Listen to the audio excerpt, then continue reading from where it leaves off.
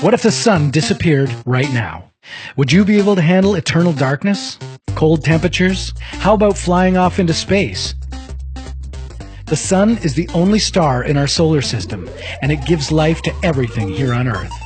Would we even be alive if it vanished? This is What If, and here's what would happen if the sun disappeared.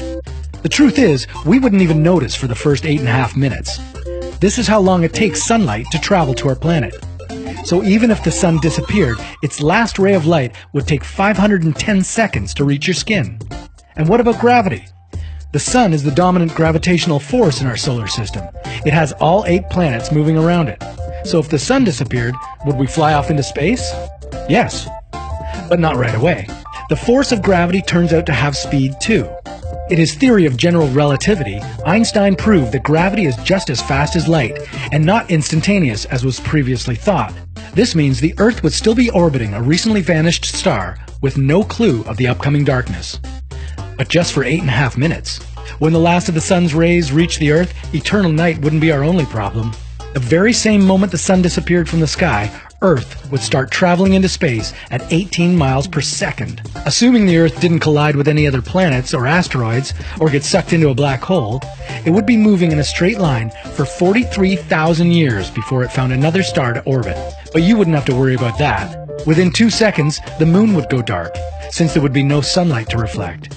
But the stars would still shine, and your electricity would still work, unless it's powered by solar panels. However, gravity and illumination aren't the only things we rely on the sun for.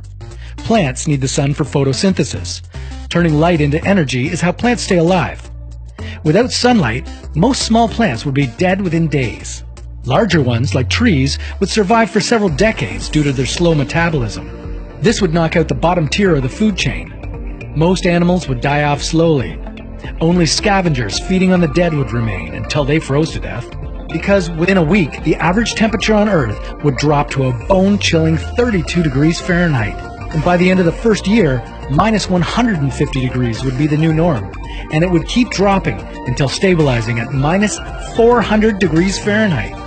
The oceans would grow colder too, but just on the surface. Thanks to geothermal vents, they would remain liquid underneath, despite being buried under a thick layer of ice.